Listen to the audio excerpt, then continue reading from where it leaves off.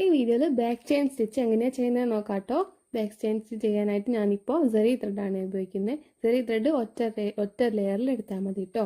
അതിനായിട്ട് ഇവിടെ നിന്ന് തുടങ്ങാം. നമുക്ക് നൂലിന് കെട്ടിട്ട് കൊടുത്ത് താഴെ പിടിക്കുക. എന്നിട്ട് ഫസ്റ്റ് ലൂപ്പ് എടുക്കുക.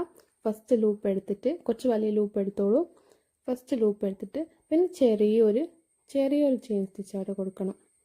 അതിൻ്റെ തൊട്ടടുത്ത് തന്നെ ചെറുത് കൊടുത്താൽ മതി. ചെറിയൊരു ചെയിൻ സ്റ്റിച്ച് കൊടുക്കുക. പിന്നെ ബാക്കോട്ട് എടുക്കുക, ജസ്റ്റ് ബാക്കോട്ട്.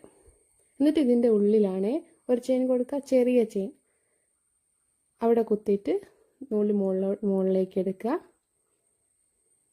പിന്നെ മുന്നോട്ട് കൊണ്ടുപോവുക. അടുത്ത ചെയിൻ എടുക്കുക. കുറച്ച് വലിയ ചെയിൻ എടുത്തോളൂ. അടുത്ത ചെയിൻ എടുക്കുക. പിന്നെ നേരത്തെ ചെയ്ത പോലെ തന്നെ ഒരു കുട്ടി ചെയിൻ, ഒരു ചെറിയ ചെയിൻ. പിന്നെ ബാക്കോട്ട് എടുക്കുക. അവിടെയും ചെറിയൊരു ചെയിൻ. പിന്നെ മുന്നോട്ട് കൊണ്ടുപോവുക.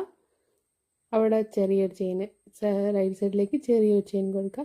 പിന്നെയും ബാക്കോട്ട് ചെറിയൊരു ചെയിൻ കൊടുക്കുക. ഇതാണ് ബാക്ക് സ്റ്റിച്ച്. സെറി ത്രെഡിലാണ് ചെയ്തത്. ഞാനിത് സാധാ നൂലിലും പിന്നെ സിൽക്ക് ത്രെഡിലും ചെയ്യുന്ന വീഡിയോ അടുത്തായിട്ട് ഇടാം കേട്ടോ. അതും കൂടെ കണ്ടു നോക്കണേ. ബാക്കി വീഡിയോസൊക്കെ ഞാൻ പ്ലേലിസ്റ്റിലായിട്ട് കൊടുത്തിട്ടുണ്ട്. ഈ വീഡിയോൻ്റെ താഴെ ഡിസ്ക്രിപ്ഷനിലോ അല്ലെങ്കിൽ കമൻറ്റ് ബോക്സിലോ നോക്കിയാൽ മതി, അവിടെ ഉണ്ടാവും. ഒന്നുകൂടി നോക്കുക അങ്ങനെ ചെയ്യാമെന്ന്. ഒരു ചെയിൻ, വലിയ ചെയിൻ ഇടുക. പിന്നെ അതിൻ്റെ സൈഡിലായിട്ട് ചെറിയൊരു ചെയിൻ കൊടുക്കുക. ബാക്കോട്ട് എടുക്കുക, ചെറിയ ചെയിൻ. അപ്പോൾ ഇങ്ങനെയാണ് സെറി ത്രെഡിൽ ബാക്ക് ചെയിൻ സ്റ്റിച്ച് ചെയ്യുക. അതിന് എൻഡ്നോട്ട് കൊടുക്കുക കേട്ടോ. എൻഡ്നോട്ട് കൊടുക്കാൻ എല്ലാ വീഡിയോയിലും ഞാൻ കാണിക്കുന്നുണ്ട്, ഇതിലും കാണിക്കാം. താഴെ നിന്ന് ലൂപ്പ് എടുക്കുക. ഫസ്റ്റ് ലെയറിൻ്റെ ഉള്ളിൽ കൂടെ എടുക്കാം.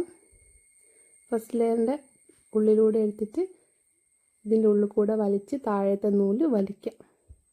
താഴത്തെ നൂല് വലിച്ചാൽ എൻഡ്നോട്ടായി കേട്ടോ. അപ്പോൾ അടുത്ത വീഡിയോയിൽ കാണാം. ബൈ.